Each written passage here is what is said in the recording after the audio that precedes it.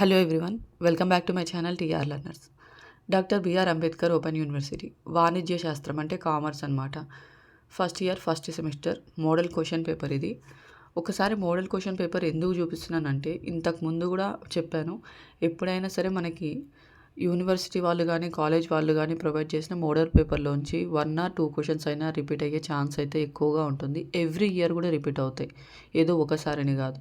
So ఎప్పుడైనా సరే మనకి మోడల్ పేపర్ ఎవరైతే కాలేజ్ వాళ్ళు ప్రొవైడ్ చేస్తారో దాంట్లో ఉన్న క్వశ్చన్స్ అన్నీ చదువుకోవటం చాలా బెటర్ అన్నమాట.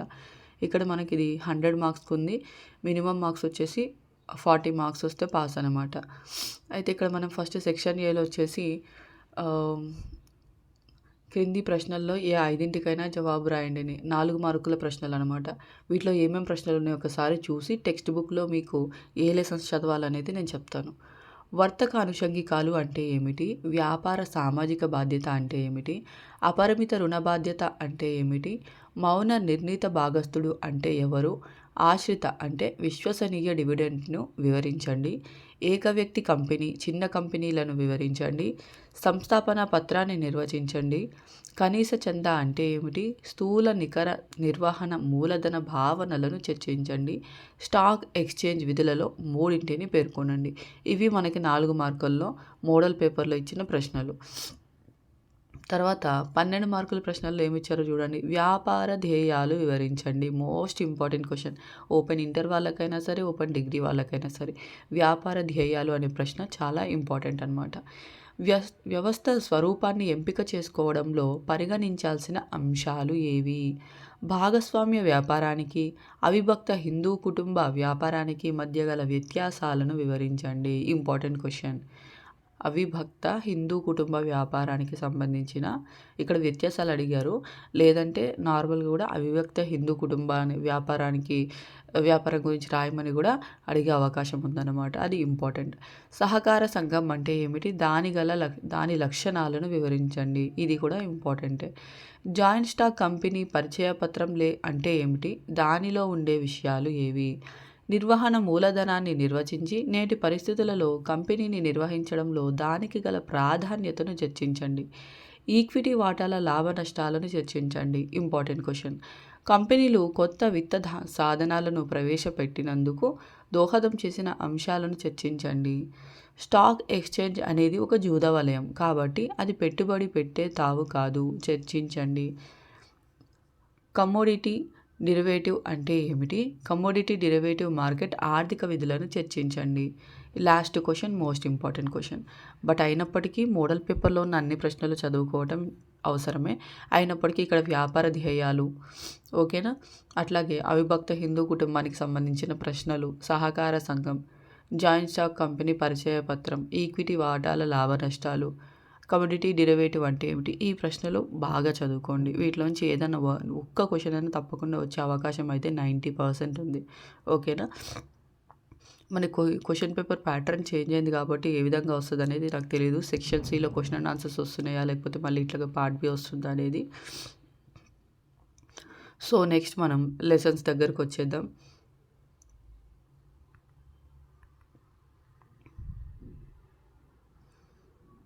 ఈ టెక్స్ట్ బుక్ నాకు శ్రావ్య భాగవతుల గారు సెండ్ చేశారు PDF. అదే యూజ్ చేసుకుంటే ఇప్పుడు మీకు చెప్తున్నాను.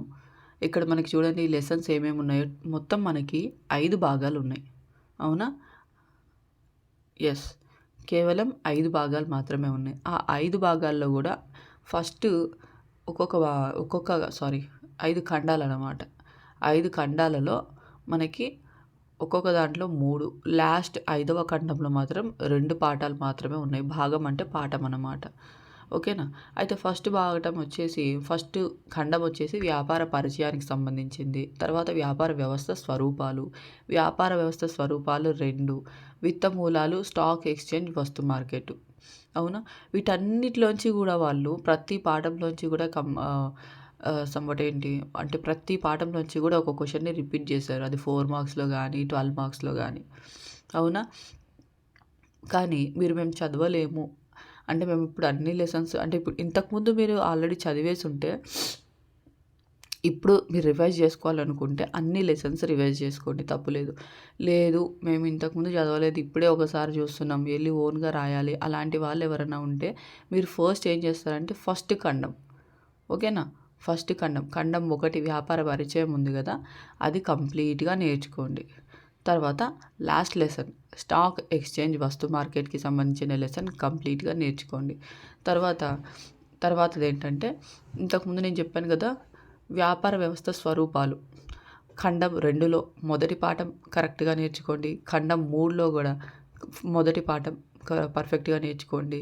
ఖండం 4లో కూడా మొదటి పాఠం పర్ఫెక్ట్గా నేర్చుకోండి. మిగతా పాఠాల్లో ఉన్న ప్రశ్నలు ఒకసారి అలా చూసుకోండి, కానీ ప్రతి పాఠంలో అంటే ప్రతి ఖండంలో ఉన్న మొదటి పాఠాన్ని మాత్రం పర్ఫెక్ట్గా నేర్చుకోండి.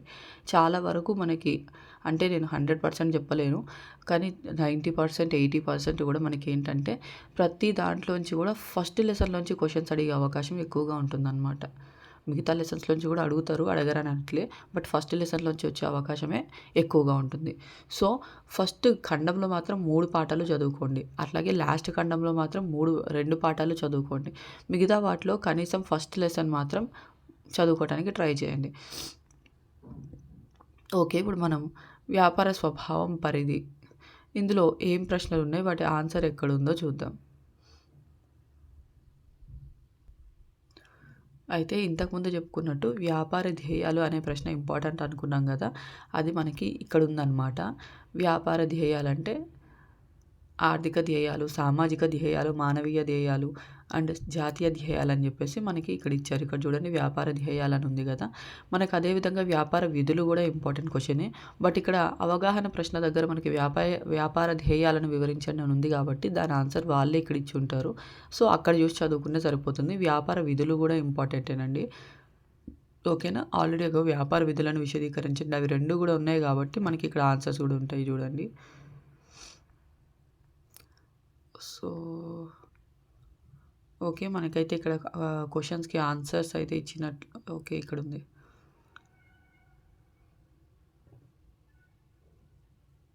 వ్యాపార ధ్యేయాలంటే ఇక్కడ జస్ట్ వాళ్ళు మనకి ఎన్నో సైడ్ హెడ్డింగ్స్ ఇచ్చారనమాట. ఆర్థిక ధ్యేయాలు, సామాజిక ధ్యేయాలు, మానవ ధ్యేయాలు, జాతీయ ధ్యేయాలు. వ్యాపార విధులు అంటే ఏంటి? లాభదాయక మార్కెట్ల ఏర్పాటు, నవీకరణ, ఉత్పాదకత, భౌతిక ఆర్థిక వనరులు, పెట్టుబడిపై రాబడి, మానవ వనరుల అభివృద్ధి, సామాజిక బాధ్యత. అవునా? అయితే మళ్ళీ ఒకసారి మనం బ్రీఫ్గా అయితే చూద్దాం. ఓకే, ఫస్ట్ వ్యాపార విధులు చూద్దాం. ఒక వ్యాపార సంస్థ నెలకొల్పడానికి లాభార్జన ధ్యేయమైనప్పటికీ వ్యాపారం పట్ల ఆసక్తి కలిగిన వ్యక్తుల పట్ల భద్రతను కలిగించాలి. అంటే ఎవరైతే మన దగ్గర పనిచేయడానికి వస్తున్నారో వాళ్ళకు కూడా భద్రత అనేది కల్పించాలని చెప్తున్నారు అనమాట. వ్యాపారం పట్ల ఆసక్తి గల వివిధ సమూహాలు సహాయాన్ని అందిస్తూ సంస్థ మనుగడకు నిరంతరం కృషి చేస్తూ ఉంటాయి. ఈ సమూహంలో వినియోగదారులు, సిబ్బంది, వాటాదారులు, రుణదాతలు, సప్లైదారులు, పంపిణీదారులు మరియు ప్రభుత్వం ఉంటాయి. ఈ సమూహంలో ఎవరెవరు ఉంటారు? మనకి వ్యాపారం పట్ల ఆసక్తి గల వివిధ సమూహాలన్నీ కూడా సహాయాన్ని అందిస్తూ ఏదైతే మనం సంస్థను నడుపుతున్నామో దాని మనుగడకు నిరంతరం కృషి చేస్తూ ఉంటాయన్నమాట. ఆ సమూహంలో వినియోగదారులు అంటే కొనుక్కునే వాళ్ళు, సిబ్బంది, పనిచేసే వాళ్ళు, వాటాదారులు, వాటాలకు ఉండేవాళ్ళు, రుణదాతలు, అప్పులు ఇచ్చిన వాళ్ళు, సప్లైదారులు, వాటిని సప్లై చేసేవాళ్ళు, పంపిణీదారులు, వాటిని పంపిణీ చేసేవాళ్ళు, ఇంకా ప్రభుత్వం, వీళ్ళందరూ కూడా ఉంటారనమాట. ఒక సంస్థ యొక్క మనుగడ సమూహంలోని వివిధ వ్యక్తుల మధ్య నెలకొల్పబడిన సత్సంబంధాలు ఎంతైనా అవసరం. వాళ్ళందరి మధ్యలో కూడా మంచి సంబంధాలు ఉండటం ఎంతైనా అవసరం అన్నమాట. ఎందుకంటే వాళ్ళకు పడకపోయినా సరే అది సంస్థ దిగజారటానికి అంటే సంస్థ అభివృద్ధికి అడ్డం పడుతుందన్నమాట. ఈ సమూహానికి సంబంధించిన వ్యక్తులను పటం ద్వారా వారి కృషిని తెలియజేస్తూ అంటే ఇక్కడ ఒక ట్యాబ్యులర్ ఫామ్లో ఇచ్చారనమాట. వ్యాపార సంస్థలు ఎవరెవరు ఉంటారు? పోటీదారులు, సప్లైదారులు, పంపిణీదారులు, వాటాదారులు, వినియోగదారులు, రుణదాతలు, సిబ్బంది, ప్రభుత్వం, ఇట్లా మనకి ఇచ్చారనమాట. ఒక వ్యాపార సంస్థ పనితీరును బట్టి ఆసక్తి గల వ్యక్తుల సమూహం ఏ విధంగా రక్షణ పొందుతుందో తెలుసుకొని ఆ పార్టీల లక్ష్యాలు సంస్థ ధ్యేయాలకు విరుద్ధంగా ఉండకుండా సమన్వయం చేయబడుతుంది. పీటర్ డ్రక్కర్ ప్రకారం ఒక సంస్థ క్రింద పేర్కొనబడిన విధులను నిర్వహిస్తుంది. ఏమేం విధులు? ఇందాక చూసాం కదా, లాభదాయకమైన మార్కెట్లు, నవీకరణ, ఉత్పాదకత, భౌతిక ఆర్థిక వనరులు, పెట్టుబడిపై రాబడి, మానవ వనరుల అభివృద్ధి, సామాజిక బాధ్యత. లాభదాయకమైన మార్కెట్లు. ప్రతి వ్యాపార సంస్థ లాభదాయకమైన మార్కెట్ల ఏర్పాటును లక్ష్యంగా పెట్టుకోవాలి. వినియోగదారులను ఆకర్షించడం వలన ఇది సాధ్యమవుతుంది. రోజల్ పాల్క్ ప్రకారం వినియోగదారుడు ప్రతి వ్యాపారానికి పునాది రాయి వంటివాడు. వినియోగదారులు అంటే ఎవరు? మనమే, కొనుక్కునే వాళ్ళం అనమాట. అదేవిధంగా వ్యాపారం వినియోగదారుల యొక్క సంతోషానికి కృషి చేస్తుంది. ప్రతి సంస్థ వినియోగదారులపై ఆధారపడి నడుస్తుంది. కాబట్టి సంస్థ యాజమాన్యం వ్యాపార లావాదేవీలకు గల వస్తువులను సేకరించే దిశగా వ్యాపారం కొనసాగించవలసి ఉంటుంది. వ్యాపార లావాదేవీలకు గల వస్తువులను అంటే ఏది కొనాలి, ఏది అమ్మాలి, ఏది ఎట్లా తయారు చేయాలి, దానికి కావాల్సిన వస్తువులు ఏంటి, అవన్నీ కూడా సేకరించే దిశగా వ్యాపారం అనేది కొనసాగించాల్సి ఉంటుందని చెప్తున్నారు. తర్వాత నవీకరణ. వ్యాపారం యొక్క మరొక ధ్యేయం ఏంటి? నవీకరణ. వస్తు సేవలను కనుగొనడంలో కొత్త ఒరవడి కలిగి ఉండడం వ్యాపారం యొక్క ధ్యేయం. దీని వలన వ్యాపారం నిలకడగా ఉండి ఎంతో ప్రవర్ధమానమై సామాజిక బాధ్యతలను సక్రమంగా నిర్వర్తిస్తూ మార్పులను చేస్తూ ఉండటానికి సహాయపడుతుంది. ప్రవర్ధమానం అంటే ఇంకా బాగా అవ్వడం అన్నమాట. ఉత్పాదకత ధ్యేయం సాధించాలంటే సంస్థకు గల వనరులను అత్యంత ఉపయుక్తంగా ఉపయోగించుకొని తక్కువ ముడి సరుకుతో ఎక్కువ ఉత్పత్తిని సాధించవలసి ఉంటుంది. అంటే తక్కువ ముడి సరుకుతో ఎక్కువ. ఇప్పుడు వ్యాపారం యొక్క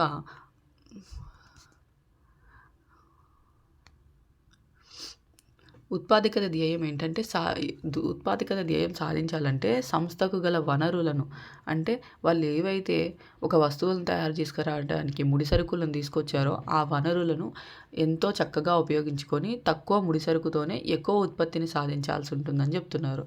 భౌతిక ఆర్థిక వనరులు. వ్యాపారం మరొక ముఖ్య ధ్యేయం ఏంటంటే వినియోగదారులకు కావాల్సిన వస్తు సేవలను సరఫరా చేయడానికి ఉపయోగించవలసిన భౌతిక ఆర్థిక వనరులను సమీకరించుకోవడం. పెట్టుబడిపై రాబడి. వ్యాపార సంస్థ తగిన లాభాలను పొందాలంటే వ్యాపారాన్ని అభివృద్ధి పరిచి తన కార్యకలాపాలను, లావాదేవీలను విస్తరించాలి. అప్పుడు వ్యాపారానికి అవసరమయ్యే లాభాలను పొందుతూ సమాజానికి అత్యంత శ్రేయోదాయకమైన సేవలను అందించవచ్చు. మానవ వనరుల అభివృద్ధి. నైపుణ్యవంతమైన వ్యాపార నిర్వహణలో మానవ వనరుల పాత్ర ఎంతో ముఖ్యమైనది. మానవ వనరుల అభివృద్ధితో ఇతర వనరులు ఉత్ప్రేరకాన్ని పొంది వ్యాపార వ్యవహారాలలో ప్రభావవంతమైన నిర్వహణను కనబరుస్తాయి. అందువలన వ్యాపార సంస్థలు మానవ వనరుల అభివృద్ధికి తగిన ప్రాధాన్యతను ఇస్తూ విరివిగా ప్రయత్నాలను కొనసాగించాలి. సామాజిక బాధ్యత. వ్యాపార సంస్థలు లాభంను పొందాలని ధ్యేయమే కాకుండా సమాజానికి కూడా సేవలు అందించే బాధ్యతలను కూడా చేపట్టాలి. వ్యాపార సంస్థలు ఆధునికంగా ఎదగాలంటే అనేక రకాలైన సామాజిక బాధ్యతలను కూడా భుజాన వేసుకోవాలని చెప్పి చెప్తున్నారనమాట. అదే మనకి సామాజిక బాధ్యత. కేవలం లాభాలు పొందాలనే కాకుండా సమాజానికి కూడా ఎంతో కొంత సేవలు అందించాలనే బాధ్యతలను కూడా ఈ వ్యాపార సంస్థలు అనేవి తీసుకోవాలన్నమాట. ఆధునికంగా ఎదగాలంటే అనేక రకాలైన సామాజిక బాధ్యతలను కూడా వ్యాపార సంస్థలు భుజాన వేసుకోవాల్సి ఉంటుంది. అది మనకు వ్యాపార విధులు అన్నమాట. ఓకేనా? అయితే మిగతా ప్రశ్నలు అంటే 4 మార్క్స్ క్వశ్చన్స్ అయితే ఇంతకుముందు చెప్పినట్టుగానే అన్ని పాఠాల్లో అన్నీ చదువుకోవాలి. తర్వాత వ్యాపార సామాజిక బాధ్యత.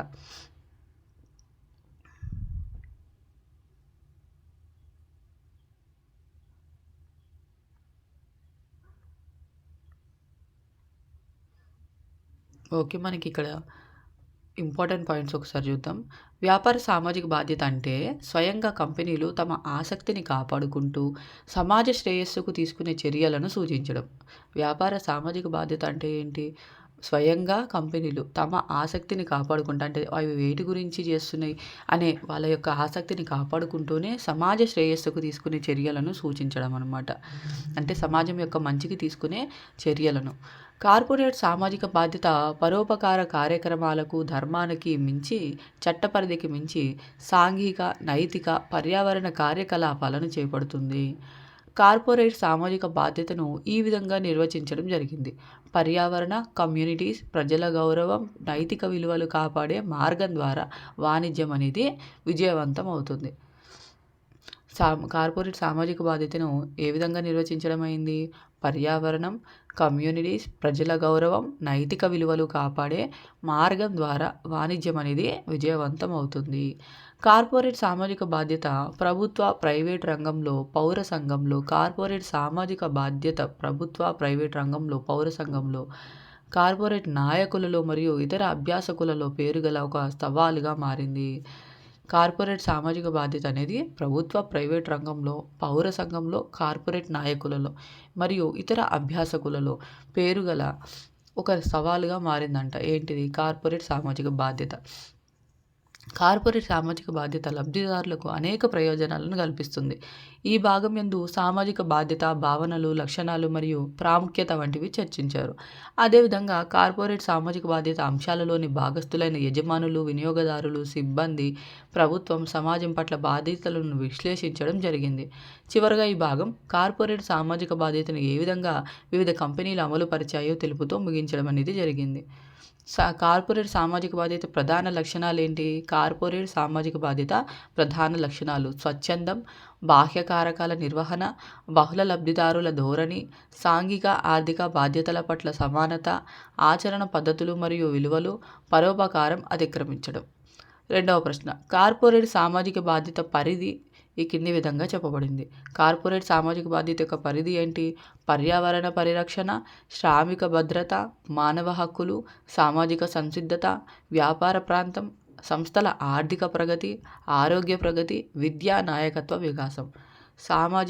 కార్పొరేట్ సామాజిక బాధ్యత పరిధి ఎక్కడి నుంచి ఎక్కడి వరకు ఉందంటే పర్యావరణ పరిరక్షణ, అంటే ఎక్కడ పడితే అక్కడ ఫ్యాక్టరీలు పెట్టేసి వాటిలో ఉండే కెమికల్స్ని బయటికి రిలీజ్ చేసి ఇట్లా కాకుండా పర్యావరణాన్ని పరిరక్షించడం. ఇంకా శ్రామిక భద్రత, ఆ కంపెనీస్లో అంటే ఆ కంపెనీస్లో ఎవరైతే వర్కర్స్ పనిచేస్తున్నారో వాళ్ళకి భద్రత కల్పించడం అనమాట. అంటే ఇన్సూరెన్స్ ద్వారానో లేదంటే వాళ్ళకి ఏదైనా ప్రమాదాలు జరిగినప్పుడు వాటికి మూల్యం చెల్లించడం, అసలు ప్రమాదాలు జరగకుండా చర్యలు తీసుకోవటము. ఆ విధంగా మానవ హక్కులు అంటే ఇప్పుడు చూడండి, ఒక మంచి విలేజ్ ఉంది, ఆ మంచి విలేజ్ దగ్గర తీసుకొచ్చి ఒక ఫ్యాక్టరీనో ఏదో ఒక దాన్ని ఎస్టాబ్లిష్ చేశారనుకోండి, అక్కడ ఉండే మిగతా ప్రజలు ఎవరైతే ఉంటారో వాళ్ళకందరికీ కూడా ఇబ్బంది అవుతుంది అనమాట. ఏ విధంగా అంటే ఆ ఫ్యాక్టరీలోంచే వ్యర్థ పదార్థాలు, చెడు స్మెల్, పొగ ఇవన్నీ రిలీజ్ చేస్తూ ఉంటారు కదా. అప్పుడు ఏంటి, వాళ్ళ హక్కులకు భంగం కలుగుతుంది, వాళ్ళ ఏరియాలో మంచిగా ఉండలేరు. సో అట్లాంటి మానవ హక్కులను కూడా వీళ్ళు పరిగణలోకి తీసుకోవాలన్నమాట. అది కూడా వీళ్ళ యొక్క సామాజిక బాధ్యతలోకి వస్తుంది. సామాజిక సంసిద్ధత, వ్యాపార ప్రాంతం. ఇప్పుడు ఏవైనా సరే వ్యాపార ప్రాంతం అంటే దానిలో ఎక్కడైనా సరే ఫ్యాక్టరీస్ కానీ అవన్నీ కూడా ఊర్లకి చాలా దూరంలో పెడుతూ ఉంటారు. ఊర్లకు కానీ మనుషులు అంటే జనావాసాలకి, మనుషులు తిరిగే ప్రాంతాలకి చాలా దూరంలో పెడుతూ ఉంటారు. కానీ మనం మెల్లగా పెంచుకుంటూ ఆ ఫ్యాక్టరీలు ఉన్న చుట్టూ కూడా ఇళ్ళని తయారు చేసుకొని ఆ ఫ్యాక్టరీని మన ఇళ్ళ మధ్యలోకి వచ్చేలాగా చేసేసుకుంటూ ఉంటాం అన్నమాట. సంస్థల ఆర్థిక ప్రగతి, ఆరోగ్య ప్రగతి, విద్య నాయకత్వ వికాసం. ఇవన్నీ కూడా మీకు అర్థమయ్యేవే కదా.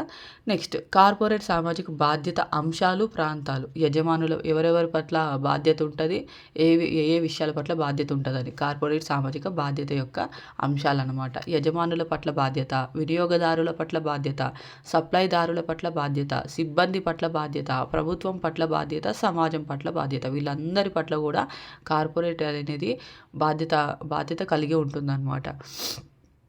తర్వాత దీంట్లో దీర్ఘ సమాధాన ప్రశ్నలు ఏమున్నాయి ఒకసారి చూద్దాం. వ్యాపార సామాజిక బాధ్యత భావన మరియు దాని లక్షణాలు ఇంపార్టెంట్ క్వశ్చనే. అలాగే భారత కార్పొరేట్ సంస్థల CSR అభ్యసనాలను వివరించండి. అది కూడా మోస్ట్ ఇంపార్టెంట్ క్వశ్చన్. ఆధునిక వ్యాపార ప్రపంచంలో కార్పొరేట్ సామాజిక బాధ్యత ప్రాముఖ్యతను వివరించండి. సామాజిక బాధ్యత అంటే ఇప్పుడు మనం ఇక్కడ లాస్ట్లో థర్డ్ వన్ చెప్పుకున్నాం కదా, దాన్నే ఎలాబరేట్ చేసి రాయాలన్నమాట. అంటే ఒక్కొక్క దాని గురించి కూడా మనం రాయాల్సి ఉంటుంది. నెక్స్ట్, వ్యాపార సామాజిక బాధ్యత అంశాలైన యజమానులు, సిబ్బంది మరియు సమాజం పట్ల బాధ్యతలను రూపురేఖలను వర్ణించండి. ఓకేనా.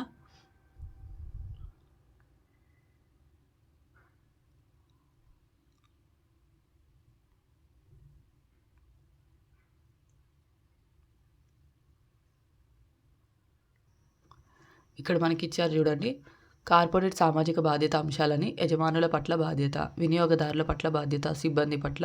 ఇక్కడ మీరు ఉన్న పాయింట్స్ కూడా మీరు చదువుకోవాల్సి ఉంటుందన్నమాట.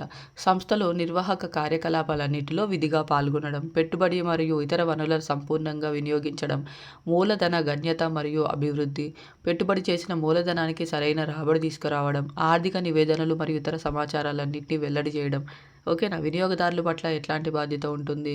వస్తు సేవలు వినియోగదారుల అవసరాలు తీర్చే విధంగా ఉండటం, వస్తు సేవలు నాణ్యమైనవిగా ఉండటం, వస్తు సేవలు నిరంతరం సరఫరా చేయడం, వస్తు సేవలు ధరలు అందుబాటులో ఉండటం. ఇక్కడ ఏంటంటే మీకు ఇవన్నీ గుర్తు రాకపోయినా కనీసం 4, 5 పాయింట్లైనా మీరు రాస్తే మీకు ఎగ్జామ్స్లో మంచి మార్క్స్ వస్తాయి. ఓకేనా. మొత్తం అంతా మేము రాయలేము. ఒక్కొక్క దాంట్లో ఇంకా ఎక్కువ పాయింట్స్ ఉన్నాయి అనుకుంటే కనీసం ఒక 3, 4 పాయింట్స్ అన్నా సరే ప్రతి దాంట్లో మీరు రాస్తూ పోవాలన్నమాట. ఓకేనా.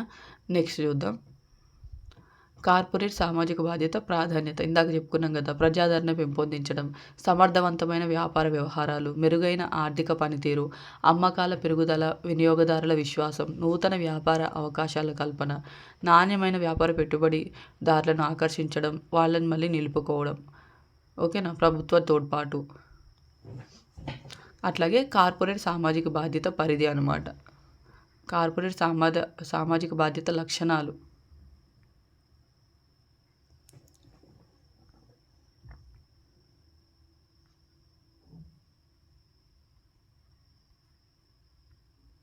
నెక్స్ట్ చూడండి. కార్పొరేట్ సామాజిక బాధ్యత అమలు అని చెప్పేసి ఇచ్చారు కదా. దీంట్లో భారతీయ కార్పొరేట్ ప్రపంచంలో కార్పొరేట్ సామాజిక బాధ్యత విధానాలు. ఇది ఇంపార్టెంట్ అన్నమాట. ఇది కూడా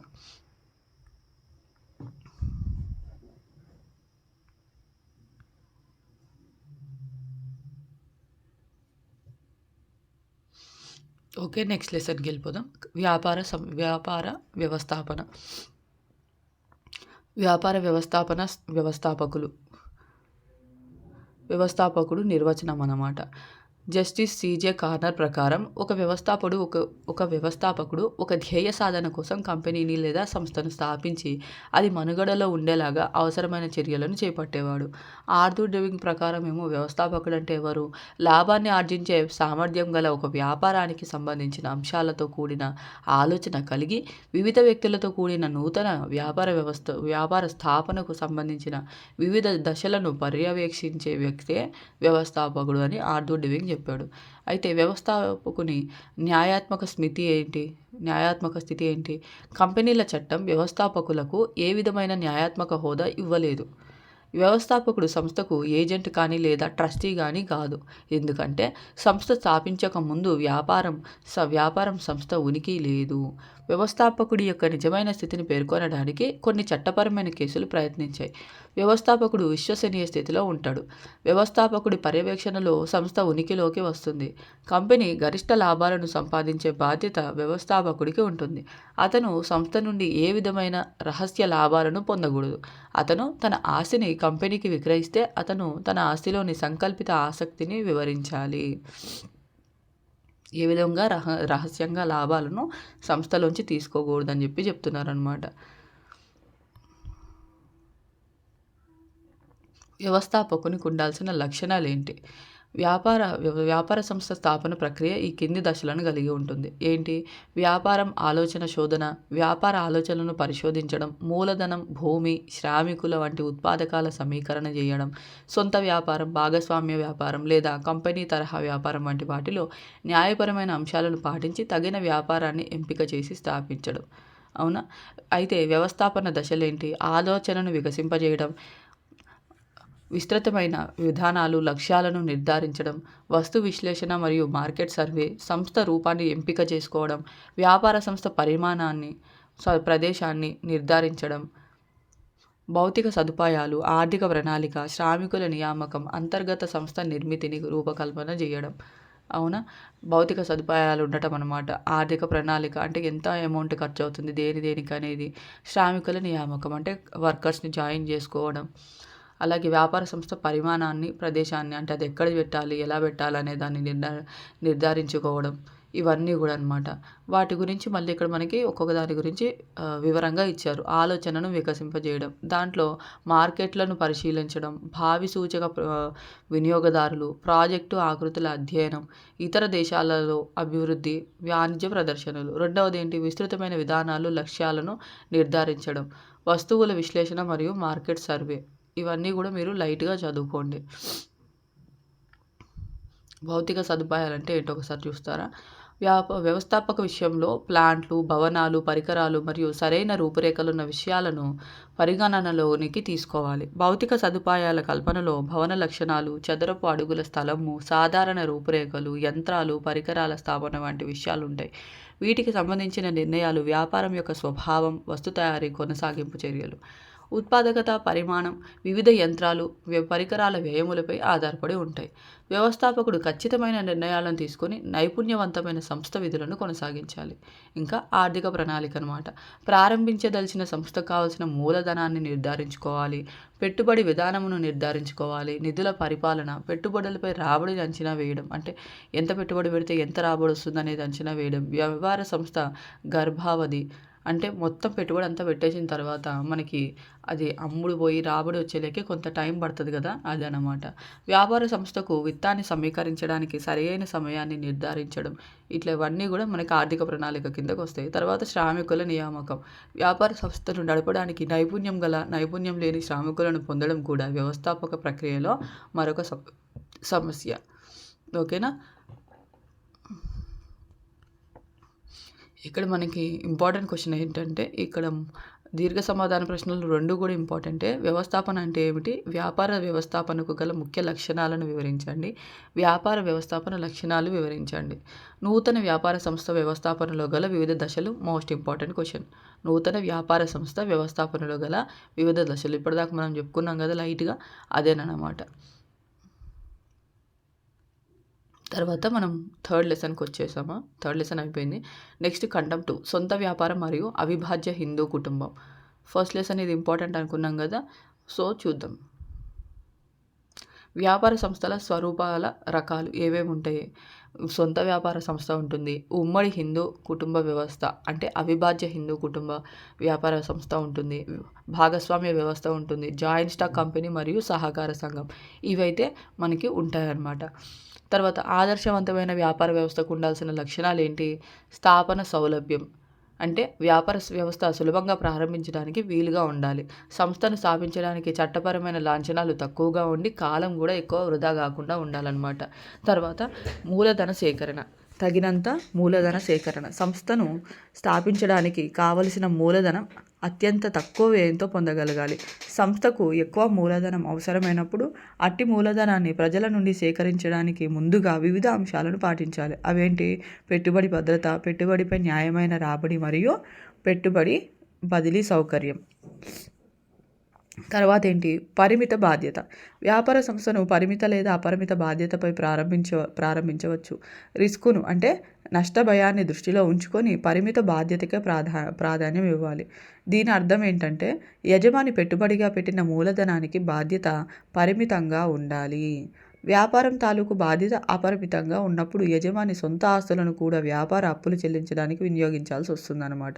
అందుకని అట్లా కాకుండా రిస్కును దృష్టిలో ఉంచుకొని, అంటే నష్టం యొక్క భయాన్ని దృష్టిలో ఉంచుకొని పరిమిత బాధ్యతగా ప్రాధాన్యం ఇవ్వాలన్నమాట. ఎక్కువ నష్టం వచ్చే విధంగా ఎక్కువ పెట్టుబడిని పెట్టకూడదన్నమాట, పరిమితంగానే పెట్టుకోవాలి. నెక్స్ట్ యాజమాన్యం, నియంత్రణ మరియు నిర్వహణ మధ్య ప్రత్యక్ష సంబంధం. సంస్థ నియంత్రణ, నిర్వహణ పూర్తిగా యాజమాన్యం చేతిలోనే ఉండాలి. యజమాని చేతిలో నియంత్రణ కోల్పోయిన సంస్థలు సమర్థవంతంగా రాణించలేవు. అవిచ్ఛిన్నత. ఏ వ్యాపారానికైనా స్థిరత్వం ఎంతైనా అవసరం. అంతరాయం లేకుండా వ్యాపారం కొనసాగినప్పుడు వ్యవస్థాపకుడు వ్యాపార సంస్థ అభ్యున్నతికి దీర్ఘకాలిక ప్రణాళికను ఏర్పరచుకోగలడు. నిర్వహణలో మార్పు అన్నమాట. ఆదర్శవంత వ్యాపారానికి ముఖ్యమైన అంశం ఏంటంటే నిర్వహణలో వ్యాకోచత్వం ఉండటం. వ్యాకోచత్వం అంటే ఎక్స్పాండ్ అవ్వడం అన్నమాట. మార్పులు అనేవి మార్కెట్లోనూ ప్రభుత్వ విధానాలలోనూ సహజం. అటువంటి సందర్భంలో వ్యాపారం వ్యాకోచత్వంలకు అనుగుణంగా నిర్వహించుకోవాల్సి ఉంటుంది. అంటే ఏ విధంగా కావాలంటే ఆ విధంగా వ్యాపారాన్ని మార్పులు చేర్పులు చేసుకోవాల్సి ఉంటుందన్నమాట. పన్ను భారం తక్కువగా ఉండాలి. వ్యాపార సంస్థలన్నిటికీ పన్ను భారం తప్పదు. అంటే మనం ట్యాక్స్ పే చేస్తాం కదా అది. కానీ కొన్ని సంస్థలు అధిక పన్నులు చెల్లిస్తాయి, మరికొన్ని సంస్థలేమో తక్కువ పన్నులే చెల్లిస్తాయి. ఆదర్శవంతమైన సంస్థ ఎప్పుడూ కూడా తక్కువ పన్ను రేట్లనే చెల్లిస్తుంది. ఇంకా సొంత వ్యాపార సంస్థకి ఏం లక్షణాలు ఉంటాయో చూద్దాం. సొంత వ్యాపార సంస్థ అంటే ఏంటసలు? ఒకే వ్యక్తి వ్యాపారాన్ని నిర్వహిస్తూ నియంత్రించినట్లయితే దాన్నే సొంత వ్యాపారం లేదా ఏకస్వామ్య వ్యవస్థ అని జెప్పేసి అంటారనమాట. ఒకే వ్యక్తే వ్యాపారాన్ని నిర్వహిస్తూ నియంత్రించినట్లయితే దాన్నే సొంత వ్యాపారం లేదా ఏకస్వామ్య వ్యవస్థ అంటారు. సొంత వ్యాపారం యొక్క ముఖ్య లక్షణాలేంటి? వ్యాపారాన్ని ఒకే వ్యక్తి సొంతంగా నిర్వహించి నియంత్రించడం జరుగుతుంది. ఒకే వ్యాపారస్తుడు నష్టాన్ని పూర్తిగా భరిస్తాడు. కాబట్టి లాభాన్ని కూడా ఒక్కడే పొందుతాడు. ఈ వ్యాపారంలో యజమాని రుణ బాధ్యత అపరిమితం. వ్యాపారస్తుడు నష్టాన్ని భరించాల్సి వచ్చినప్పుడు సొంత ఆస్తులు కూడా ఉపయోగించాల్సి ఉంటుంది. వ్యాపారానికి చట్టబద్ధమైన రూపం అనేది లేదు. అందువలన వ్యాపారం అవిచ్ఛిన్నంగా చిరకాలం అనేది కొనసాగదనమాట. సొంత వ్యాపారాన్ని ప్రారంభించాలంటే చట్టపరమైన లాంఛనాలైతే ఏమీ లేవు. కానీ కొన్ని వ్యాపారాలకు చట్టపరమైన లాంఛనాలు ఉంటాయి. ఉదాహరణ ఏంటి? ఒక వ్యక్తి బ్యాంకు గానీ, బీమా వ్యాపారం గానీ ప్రారంభించలేడు. ఏంటి? చట్టపరమైన లాంఛనాలు లేకుండా. ఒక వ్యక్తి కావాలనుకుంటే సైకిల్ షాప్ కానీ, పుస్తకాల దుకాణం కానీ పెట్టి లాంఛనాలు లేకుండా ప్రారంభించవచ్చును. వీటికి చట్టపరమైన నిబంధనలనేవి ఏమీ లేవు. బ్యాంకు పెట్టాలన్నా, ఒక బీమా వ్యాపారం అంటే చిట్ ఫండ్ కంపెనీ అట్లాంటివి ఏమన్నా పెట్టాలన్నా, ఇన్సూరెన్స్ కంపెనీస్ అట్లాంటివి పెట్టాలంటే మనకి చట్టపరమైన లాంఛనాలంటే అవసరం అవుతాయన్నమాట. కానీ ఒక సైకిల్ షాపు, ఒక పుస్తకాల షాపు పెట్టాలంటే మాత్రం అలాంటివి అవసరం ఉండవు. ఎటువంటి నిబంధనలు ఏముండవన్నమాట. సొంత వ్యాపారంలో వ్యాపారానికి సంబంధించి యజమానికి పూర్తి స్వాతంత్రం ఉంటుంది. కాబట్టి వ్యాపారం నిర్ణయాలనేవి యజమాని సులభంగా, త్వరితగతిన అంటే తొందరగా తీసుకోగలుగుతాడు. సొంత వ్యాపారం నడపడంలో యజమాని తన కుటుంబ సభ్యుల సహకారాన్ని కూడా కావాలంటే తీసుకోవచ్చు. ఇంకేంటి? సొంత వ్యాపారం లాభాలు మరియు నష్టాలు. సొంత వ్యాపారంలో లాభాలు నష్టాలు ఏంటి? లాభాలు. సొంత వ్యాపారంలో లాభాలు ఏంటంటే స్థాపన సులభం. అంటే స్థాపించడం చట్టపరమైన లాంఛనాలను అనుసరించాల్సిన అవసరం సొంత వ్యాపారంలో ఉండదు. ఒక వ్యక్తి తన వద్ద గల కంపెనీ కనీస మొత్తం అంటే తన దగ్గర ఉన్న డబ్బుతోనే వ్యాపారాన్ని ప్రారంభించవచ్చు. ఇంకా ప్రేరణ. సంస్థలోని లాభమంతా ఒకే వ్యక్తి అనుభవిస్తాడు కనుక యజమాని వ్యాపారం పట్ల వ్యక్తిగతంగా నిర్ణయాలు తీసుకొని సమర్థవంతంగా, నైపుణ్యంగా నిర్వహించుకోవచ్చు. మూడవది నిర్ణయాలలో స్వేచ్ఛ. అతనికి ఎటువంటి నిర్ణయాలు కావాలంటే ఆ నిర్ణయాలు అతనే స్వేచ్ఛగా తీసుకోగలుగుతాడు. ఎందుకంటే అతనే కదా వ్యాపారాన్ని రన్ చేస్తుంది. సో అందుకనమాట ఎటువంటి మధ్యవర్తి ప్రమేయం లేకుండా అధికారికంగా ఉండదు. తర్వాత త్వరిత నిర్ణయాలు. యజమాని వ్యాపారానికి సంబంధించిన బయటి వ్యక్తులతో సంప్రదింపులు జరపాల్సిన అవసరం ఏమీ లేదు. అందువల్ల నిర్ణయాలన్నీ అతనే త్వరితగతులు అంటే తొందరగానే తీసుకోగలుగుతాడు. వ్యాకోచత్వం. యజమాని వ్యాపారంలో త్వరగా నిర్ణయాలు తీసుకోవడం వలన సంభవించే మార్పులకు అనుగుణంగా పోల్చి నిర్ణయించవచ్చును. స్వల్ప పెట్టుబడి విధానంలో మార్పులు సులువుగా, సౌకర్యవంతంగా ఉంటాయి. వ్యక్తిగత సంబంధాలు. సొంత వ్యాపారాన్ని నిర్వహించడంలో వినియోగదారులలో వ్యక్తిగతంగా విషయాలను తెలుసుకొని వారి అభిప్రాయం మేరకు అవసరాలను తక్షణమే తీర్చవచ్చును. దీనివలన వ్యాపారంలో సుహృద్భావం అనేది కూడా పెరుగుతుంది. వ్యాపార రహస్యాలు. యజమాని వ్యాపార పద్ధతులు, విధానాలకు సంబంధించి నిర్ణయాలు ఒక్కడే తీసుకోవడం వలన ఈ వ్యాపార రహస్యాలు అనేవి బయటికి ఎవరికి తెలియవు. కావున ప్రస్తుత పోటీ ప్రపంచంలో రహస్యాలను నిర్వహించడం అనేది కూడా ఎంతో ముఖ్యమైన విషయం అన్నమాట. సామాజిక ప్రయోజనం. సొంత వ్యాపారం నందు సంపద ఒకే చోట కేంద్రీకృతం కాదు. దానికి కారణం వ్యాపారం చిన్న తరహాలో నిర్వహించడం వలన. సామాజికంగా స్వతంత్ర జీవనానికి ఈ వ్యాపారం అనేది తోడ్పడుతుంది. అయితే ఇందులో నష్టాలేంటి? పరిమిత వనరులు. సొంత వ్యాపారంలో యజమాని ఒక్కడే మూలధనం సమకూర్చుకుంటాడు. కాబట్టి అతని స్థాయిని బట్టి మూలధనం పరిమితం అయి ఉంటుంది. పరిమిత వనరులు ఉండటం వలన వ్యాపారం అనేది విస్తరించడం అనేది కఠినం అవుతుందన్నమాట. అంటే ఎక్కువ మంది కలిస్తే ఎక్కువ మూలధనం తయారవుతుంది. దాంతో మనం ఎక్కువ ఉత్పత్తి చేయొచ్చు. కానీ ఇక్కడ అతనే పెట్టుకుంటున్నాడు కాబట్టి మూలధనం అనేది పరిమితంగా ఉంటుంది. సో వనరులు కూడా ఆ పరిమిత వనరులతో ఉండటం వలన వ్యాపారం విస్తరించడం కూడా కఠినం అవుతుంది. పరిమిత యాజమాన్య సామర్థ్యం. యాజమాన్య సామర్థ్యం కూడా పరిమితమై ఉంటుంది. ఈ కారణం చేత వ్యాపారంను నిర్వహించడం, అభివృద్ధి పరచడం చాలా కష్టం.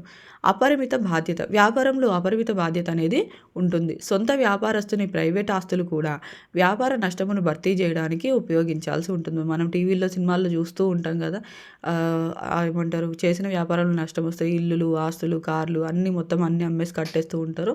అదనమాట. అందువలన అనుకూలమైన పరిస్థితులు ఉన్నప్పటికీ వ్యాపారమును విస్తరించలేడు. అవిచ్ఛిన్నంగా కొనసాగింపు కష్టం. భవిష్యత్తులో సంభవించే నష్టదాయక వాతావరణం కూడా కొంత వ్యాపారమునకు వైకల్యం వంటిది. యజమాని మరణించినట్లయితే వ్యాపారం ముగుస్తుంది. దీంతో సిబ్బందికి భద్రత ఉండక వ్యాపారం దీర్ఘకాల స్థిరత్వం కోల్పోతుంది. భారీ స్థాయి ఆదాలు ఉండవు. సొంత వ్యాపారం చిన్న తరహాలో కొనసాగడం వలన క్రయ విక్రయాలలో భారీ స్థాయి ఆదాలైతే ఉండవు. ఉత్పాదకత వ్యయం కూడా చాలా వరకు పెరుగుతుంది. సొంత వ్యాపారం ఉచితత్వం. సొంత వ్యాపార సంస్థలోని పెట్టుబడి తక్కువగా ఉండాలి. ఓకేనా? అనువుగా ఉండే వ్యాపార లక్షణాలు ఏంటి? సొంత వ్యాపారంలోని పెట్టుబడి తక్కువగా ఉండాలి. రిస్క్ అనేది స్వల్పంగా ఉండాలి. సొంత వ్యాపార స్వభావం సులభంగా ఉండి నిర్ణయాలు త్వరగా తీసుకునే విధంగా ఉండాలి. వినియోగదారులతో నేరుగా సంబంధం ఉండాలి. డిమాండ్ పరిమాణం భారీగా ఉండకూడదు. ఈ పై అంశాలు చిన్న వ్యాపారాల రిటైల్ దుకాణాలకి, మెడికల్, దర్జీ, అకౌంటింగ్ వృత్తి మరియు డ్రై క్లీనింగ్, వాహన రిపేర్ వంటి సేవలు కూడా అనుకూలంగా ఉంటాయి. సొంత వ్యాపారానికి పైన పేర్కొన్న విధానములకు ఎంతో అనుకూలం అని చెప్పవచ్చు. స్వతంత్ర ఆలోచనలు, వివిధ వైఖరులు ఉన్న వ్యక్తులకు సొంత వ్యాపారం దృఢమైన సంకల్పానికి దారితీస్తుంది. ఓకేనా? ఉమ్మడి హిందూ కుటుంబం లేదా అవిభాజ్య హిందూ కుటుంబం అర్థం ఏంటో చూద్దాం. ఫస్ట్, ఉమ్మడి హిందూ కుటుంబంను అవిభాజ్య హిందూ కుటుంబం అని కూడా అంటారు. ఇది కార్పొరేట్ ఇతర వ్యాపార సంస్థలలో ముఖ్యమైన వ్యాపారం. ఈ రకమైన సంస్థ ఉమ్మడి హిందూ కుటుంబం లేదా అవిభాజ్య హిందూ కుటుంబానికి చెందినది. ఈ వ్యాపారం నందు కుటుంబ సభ్యులకు సభ్యత్వం చట్టపరంగా సంప్రాప్తిస్తుంది, కానీ కాంట్రాక్టుల వలన అయితే ఏర్పడదు.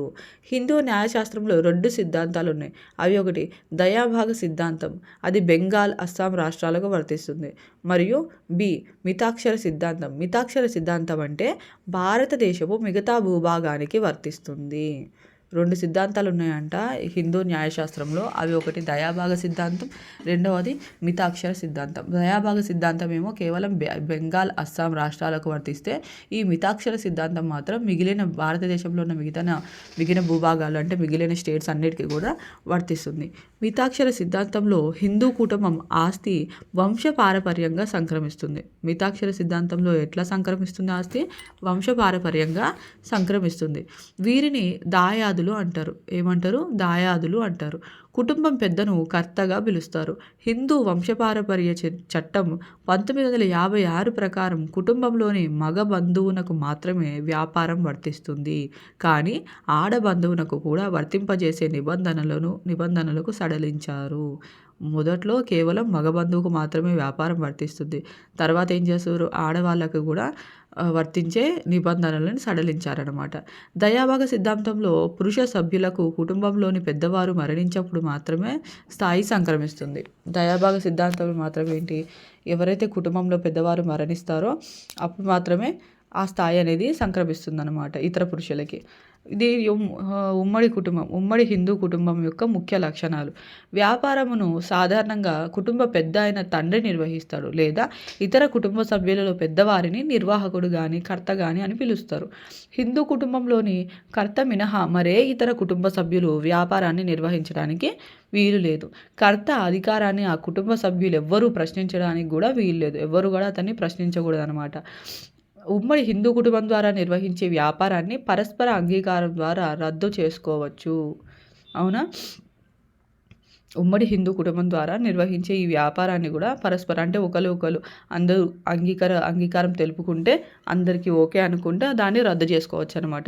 ఒకవేళ కర్త వ్యాపార నిధులను దుర్వినియోగం చేసినట్లయితే మిగతా దాయాదులకు ప్రతిహారంగా ఆస్తి భాగంలో నుండి నష్టపరిహారం చెల్లించాల్సి ఉంటుంది. ఏదైతే వ్యాపారం చేస్తున్నారో దాన్ని నిధులను అంటే దానికి ఉపయోగించే ధనాన్ని కర్త దుర్వినియోగం చేసినట్లయితే మిగతా దాయాదుల కంటే మిగిలిన వాళ్ళకి ఆ ఆస్తిలోంచి కొంత భాగాన్ని నష్టపరిహారంగా చెల్లించాల్సి ఉంటుందన్నమాట. వ్యాపార నిర్వహణ కొరకు అవసరమయ్యే విధులను కర్తకు అప్పుగా పొందే అధికారం కూడా ఉంటుంది, కానీ ఇతర సభ్యులు ఆస్తి భాగంలోని వాటా ద్వారా బాధ్యతను నిర్వహించాలి. ఉమ్మడి హిందూ కుటుంబంలోని ఏ వ్యక్తి అయినా మరణించినట్లయితే వ్యాపారమును రద్దు చేయవలసిన అవసరం లేదు. ఓకేనా? కుటుంబంలోని సభ్యులు పరస్పర ఒప్పందం ద్వారా వ్యాపారమును రద్దు చేసుకోవచ్చు తప్ప ఎవరైనా మరణించినట్లయితే వ్యాపారాన్ని రద్దు చేయాల్సిన అవసరం అనేది ఉండదు. అయితే దీని యొక్క లాభాలు ఏంటో చూద్దాం. ఉమ్మడి హిందూ కుటుంబ వ్యవస్థలోని లాభాలు: స్థిరత్వం ఉంటుంది. ఉమ్మడి హిందూ కుటుంబంలోని సభ్యుల మరణంతో వ్యాపారం అనేది ముగిసిపోదు. ఈ సంస్థలో స్థిరత్వం ఉండటం ముఖ్యమైన ప్రయోజనం. ఇంకొకటి పరిజ్ఞానం మరియు అనుభవం. ఉమ్మడి హిందూ కుటుంబంలోని చిన్నవారు కూడా పెద్దవారి పరిజ్ఞానాన్ని, అనుభవాన్ని పొంది వ్యాపారం ద్వారా లబ్ధి పొందుతుంటారు. జోక్యం ఉండదు. కుటుంబంలోని పెద్ద వ్యక్తికి పూర్తి స్వాతంత్రం ఉండడం వలన బయటి వ్యక్తుల జోక్యం లేకుండానే వ్యాపారాన్ని నిర్వహిస్తాడు. అందువలన నిర్ణయాలు తీసుకోవడంలో కూడా ఇతరుల ప్రమేయం అనేది ఉండదు. గరిష్ట ఆసక్తి. కర్త బాధ్యత అపరిమితం అవ్వడం వలన వ్యాపార లావాదేవీలలో అతను గరిష్ట ఆసక్తి కనబరుస్తాడు. అతని యొక్క బాధ్యత అపరిమితం అవ్వడం వలన ఏంటంటే వ్యాపార లావాదేవీల్లో అతను తనకి కావలసిన విధంగా తన ఆసక్తిని బట్టి చేస్తూ ఉంటాడనమాట. భద్రత. ఉమ్మడి కుటుంబంలో వైకల్యం ఉన్న సభ్యులు, దీర్ఘకాల వ్యాధులతో ఇబ్బంది పడుతున్నవారు, వయస్సు దాటిన వ్యక్తులకు మిగతా కుటుంబ సభ్యులు భద్రత అనేది కల్పిస్తారు. ప్రత్యేకీకరణ. సభ్యుల పరిజ్ఞానాన్ని బట్టి, అనుభవం ద్వారా, శ్రమ విభజన ద్వారా ప్రత్యేకత సంతరించుకునే విధంగా పనులనేవి అప్పగిస్తుంది. అంటే ఎవరికి ఏ టాలెంట్ ఉందనేది చూసుకుంటూ వాళ్ళకి తగ్గిన పనులని వాళ్ళకి ఇస్తారన్నమాట. క్రమశిక్షణ. ఉమ్మడి హిందూ కుటుంబంలోని వ్యక్తులకు క్రమశిక్షణ, ఆత్మత్యాగం మరియు సహకారం వంటి లక్షణాలతో అవకాశాలు అందిస్తుంది. అంటే మనలో ఉన్న మంచి గుణాల వల్లనే మనకు అనేది అక్కడ ఒక అవకాశం అనేది లభిస్తుందని చెప్తున్నారనమాట. పరపతి. సొంత వ్యాపారంతో పోల్చినప్పుడు ఉమ్మడి కుటుంబ వ్యవస్థలో అరువు యోగ్యత అధికంగా ఉంటుంది. ఇంకా మనకి దీనివల్ల వచ్చే నష్టాలు ఏంటో చూద్దాం. ప్రోత్సాహం లేదు. ఉమ్మడి హిందూ కుటుంబంలోని సభ్యులందరికీ శ్రమ వలన ప్రయోజనాలు పంచుకోవడం వలన ఇతర సభ్యులలోని నైపుణ్యానికి ప్రేరణ అనేది ఉండదన్నమాట. బద్ధకం మరియు నిరాసక్తత. వ్యాపార వ్యవహారాలను పూర్తిగా కర్త చూసుకోవడంతో మిగతా కుటుంబ సభ్యులు సోమరిగా తయారై వారిలో చురుకుతనం అనేది లోపిస్తుంది. చొరవ లోపం. ఉమ్మడి హిందూ కుటుంబం పూర్తిగా కర్తచే నియంత్రించడం వలన ఇతర సభ్యులకు ఇలాంటి చొరవ తీసుకునే అవకాశం అనేది ఉండదు. వ్యవధి.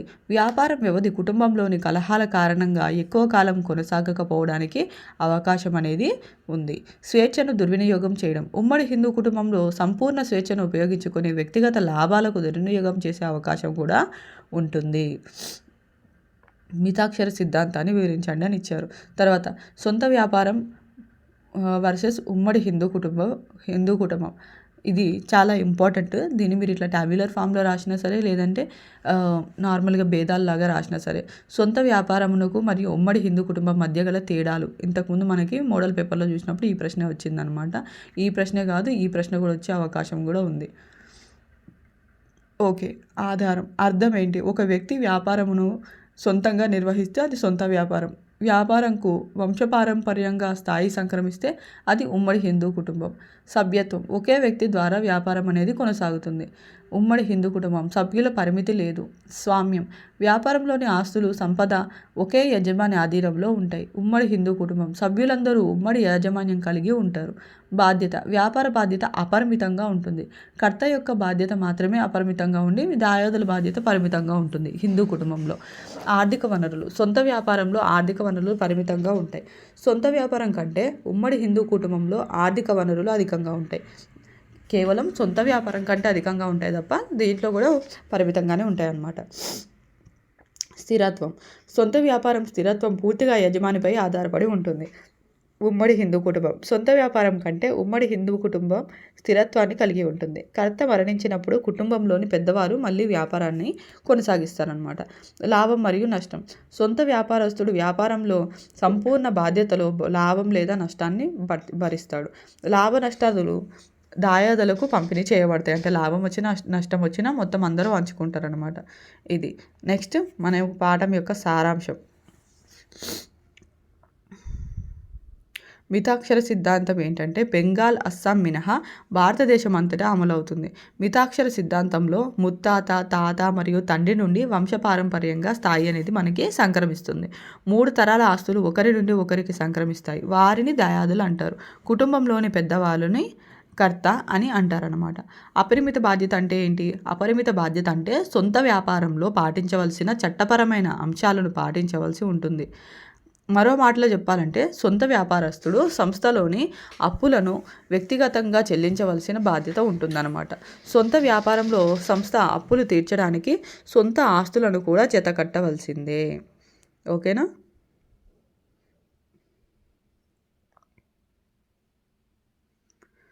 దీర్ఘ సమాధాన ప్రశ్నల్లో చూడండి, సొంత వ్యాపారం అనగానేమి, సొంత వ్యాపార వ్యవస్థ స్వరూప లక్షణాలు ఆల్రెడీ ఇప్పుడే ఎక్స్ప్లెయిన్ చేసుకున్నాం. ఉమ్మడి హిందూ కుటుంబ లక్షణాలు ఇంపార్టెంట్ క్వశ్చనే. ఉమ్మడి హిందూ కుటుంబం లాభ నష్టాలు, అలాగే సొంత వ్యాపారం మరియు ఉమ్మడి హిందూ కుటుంబం మధ్య గల వ్యత్యాసాలు. ఇప్పుడు అక్కడ మనం టేబుల్లో చూసుకున్నాం కదా, ఆ ప్రశ్న అనమాట, అది ఇంపార్టెంటే. నెక్స్ట్ మనకి భాగస్వామ్యం ఉంది. భాగస్వామ్య ప్రాథమిక అంశాలేంటి? బహుళ జనసంఖ్య, ఒప్పందం ప్రకారం సంబంధం, లాభాలను పంచుకోవడం, వ్యాపారం ఉనికి, యజమాని ప్రతినిధి సంస్థ. భాగస్వామ్యంలో అంశాలు. బహుళ జనసంఖ్య అంటే భాగస్వామ్య వ్యాపారం ఇద్దరు లేదా అంతకంటే ఎక్కువ మంది ఉమ్మడిగా కొనసాగించే సంస్థ. అంటే రెండు కానీ అంతకంటే ఎక్కువ మంది వ్యక్తుల మధ్య సంబంధం ఉన్నప్పుడే అది భాగస్వామ్యం అవుతుంది. ఒప్పందం ప్రకారం సంబంధం, భాగస్వాముల మధ్య అంగీకారం ప్రకారం ఏర్పాటు చేసే వ్యాపారం భాగస్వామ్యం. భాగస్వామ్యం ఒప్పందం ప్రకారం ఏర్పడుతుంది కానీ హోదా నుండి భాగస్వామి అవుతాడు. లాభాలను పంచుకోవడం, వ్యాపారంలో పొందిన లాభాలను అంగీకారం ప్రకారం భాగస్వాములు పంచుకోవాలి. వ్యాపారం ఉనికి, భాగస్వామ్యం ఏర్పడడానికి కారణం వ్యాపారం చేయడం. ఒకవేళ ధార్మిక కార్యక్రమములు నిర్వహించడానికి ఉద్దేశించినట్లయితే అది భాగస్వామ్య వ్యాపారం అని అనబడదు. యజమాని ప్రతినిధి సంబంధం, భాగస్వామ్య వ్యాపారం నిర్వహణ ఒక వ్యక్తి అంతకంటే ఎక్కువ మంది నిర్వహించవలసి ఉంటుంది. మరో మాటలో చెప్పాలంటే ప్రతి భాగస్వామి యజమాని మరియు ఒక ప్రతినిధి. వ్యాపారం తరపున ప్రతి భాగస్వామి ఇతరులకు ప్రాతినిధ్యం అనేది వహిస్తాడనమాట. భాగస్వామ్య సంస్థ లక్షణాలు ఏంటి? స్థాపన విధానం సులభంగా ఉంటుంది. మూలధనం, భాగస్వామి వ్యాపారానికి భాగస్థులు మూలధనం ఇచ్చి తోడ్పడతారు, కానీ అందరూ భాగస్వాములు సమానంగా మూలధనాన్ని అందించాల్సిన అవసరం అయితే లేదు. వాళ్ళ దగ్గర ఉన్నదాన్ని బట్టి వాళ్ళు అందిస్తారనమాట. నియంత్రణ, భాగస్వాములందరూ నియంత్రణను పాటిస్తారు. ఇతర భాగస్వాముల అనుమతి లేకుండా ఎటువంటి ఎటువంటి ముఖ్యమైన నిర్ణయాలు కూడా తీసుకోరు. కానీ కొన్ని సంస్థలలో నిష్క్రియ భాగస్థులు ఉండి వ్యాపార నిర్వహణ వ్యవహారాల్లో ఎటువంటి భాగాన్ని నిర్వహించారనమాట. నిర్వహణ, ప్రతి భాగస్వామికి యాజమాన్యంలో పాత్ర పోషించే హక్కు ఉంటుంది, కానీ భాగస్వామ్య ఒప్పంద పత్రం ప్రకారం ఒకరు కానీ లేదా ఒకరికంటే ఎక్కువ మంది సంస్థ వ్యవహారాలను చూసుకునే అవకాశం అనేది ఉంటుంది. కొన్నిసార్లు ఒప్పంద పత్రం భాగస్థుల సామర్థ్యాన్ని బట్టి బాధ్యతలను విభజించి పనులను అప్పగిస్తూ ఉంటుంది. అంటే ఒక భాగస్థుడు కొనుగోలు వ్యవహారాలు చూసుకుంటే, రెండవ భాగస్థుడు ఉత్పత్తి వ్యవహారాలు చూసుకుంటే, మూడవ భాగస్థుడు అమ్మకాలు వంటివి చూసుకుంటూ ఉంటాడు. ఈ విధంగా పనులను పంచుకుంటారనమాట.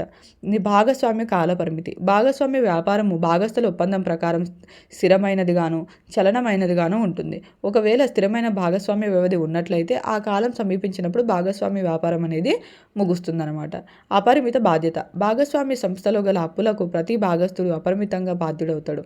ఒకవేళ సంస్థ అప్పులు సరిపడినట్లయితే ప్రతి భాగస్థుడు వ్యక్తిగతంగాను ఉమ్మడిగాను కూడా బాధ్యులై పూర్తి అప్పులు చెల్లించాల్సి ఉంటుందన్నమాట. ప్రత్యేక చట్ట పరిధి, భాగస్వామ్య వ్యాపారానికి భాగస్థుల ఏర్పాటు మినహా స్వతంత్ర చట్ట పరిధి లేదు. భాగస్వామ్య వ్యాపారంలో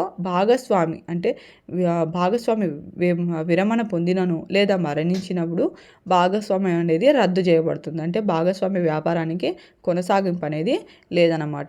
వాటా బదిలీపై ఆంక్ష, ఒక భాగస్థుడు మిగతా భాగస్థుల అనుమతి లేకుండా తన వాటా భాగాన్ని ఇతరులకు బదిలీ చేయడానికి కూడా వీలనేది లేదు. భాగస్వామ్యుల రకాలు మరియు భాగస్వామ్యంలో రకాలు. ఇప్పుడు ఇవన్నీ చెప్తూ పోతే టైం చాలా ఎక్కువ అవుతుంది. మీరు వీలైనంత వరకు ఎంత చదవగలిగితే అంత చదవండి. ఓకేనా? భాగస్వామి యొక్క లాభ నష్టాలు కూడా ఇంపార్టెంట్ ప్రశ్న. భాగస్వామ్యం మరియు సొంతదారుని వ్యాపారం, ఈ రెండింటికి మధ్య భేదాలు, ఇది కూడా ఇంపార్టెంటే. అలాగే భాగస్వామ్యం, అవిభాజ్య కుటుంబం, ఈ రెండు కూడా ఇంపార్టెంట్ అని అనమాట. ఈ పాఠంలో ఈ రెండు ప్రశ్నలు బాగా చదువుకోండి. సొంత వ్యాపారం, భాగస్వామ్య వ్యాపారానికి మధ్య గల తేడాలు, అట్లాగే అవిభాజ్య హిందూ కుటుంబం మరియు భాగస్వామ్య వ్యాపారం మధ్య గల వ్యత్యాసాలు, ఈ రెండు ప్రశ్నలు ఈ పాఠంలో చదువుకోండి. అట్లాగే 6వ పాఠం సహకార సంస్థలు, సహకార సంస్థ నిర్వచనాలు, సంస్థల సూత్రాలు,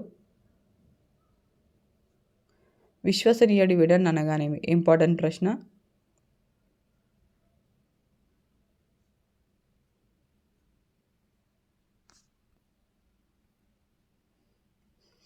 సహకార సంస్థల రకాలు, ఇంపార్టెంట్ ప్రశ్న.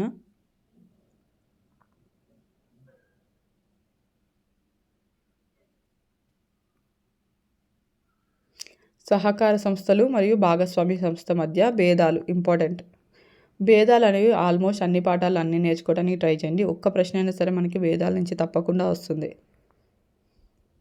తర్వాత మనం ఖండం 3కి వచ్చేసాం.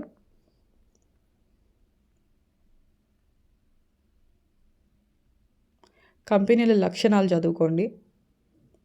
కంపెనీలలోని రకాలు,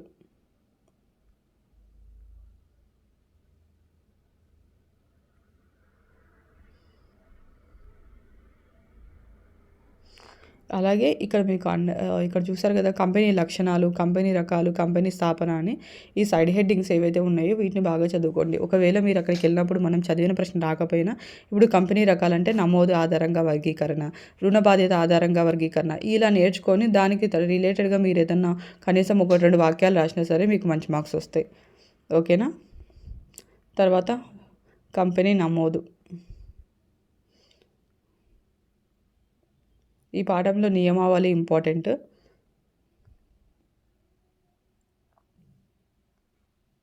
సంస్థాపన పత్రానికి నియమావళికి మధ్య గల వ్యత్యాసాలు ఇంపార్టెంట్ ప్రశ్న.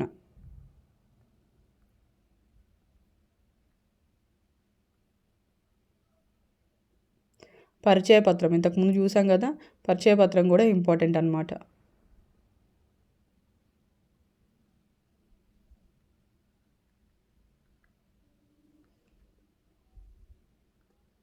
పరిచయ పత్రం అనగానేమి, అందులోని అంశాలు ఇంపార్టెంట్ ప్రశ్న.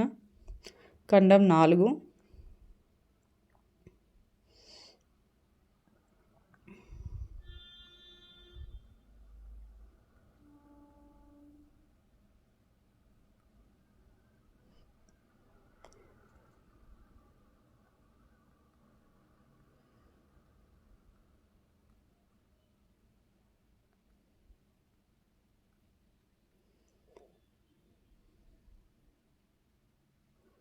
తర్వాత నెక్స్ట్ పాఠం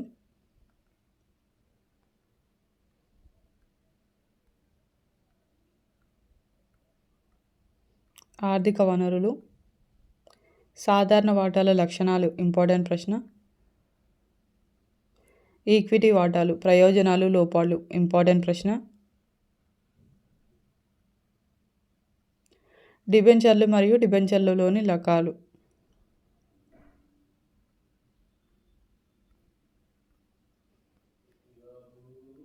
తర్వాత నెక్స్ట్ లెసన్ ఆధునిక ఆర్థిక వనరులు. ఇవన్నీ మనకి 4 మార్క్స్ క్వశ్చన్స్లో వచ్చే అవకాశం ఉన్న ప్రశ్నలు అన్నమాట. ప్రైవేట్ ఈక్విటీ పెట్టుబడులు,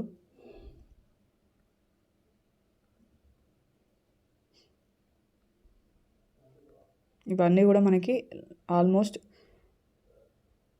4 మార్క్స్ క్వశ్చన్స్లోనే వస్తూ ఉంటాయి. నెక్స్ట్ మనం 5వ ఖండానికి వచ్చేసాం. లాస్ట్ స్టాక్ ఎక్స్చేంజ్ యొక్క విధులు ఇంపార్టెంట్. స్టాక్ ఎక్స్చేంజ్ సేవలు ఇంతకుముందే చెప్పాను కదా లాస్ట్ లెసన్లో అన్నీ చదువుకోవాలని. స్టాక్ ఎక్స్చేంజ్ విధులు, స్టాక్ ఎక్స్చేంజ్ నిర్వహణ, అట్లాగే broker versus Jaber important. Bulls versus bears,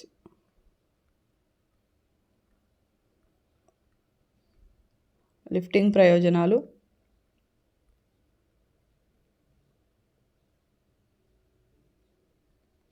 ఇక్కడ ఇందాక అడిగిన ప్రశ్నలు X dividend, come dividend, spot delivery important ప్రశ్నలు ఇవి.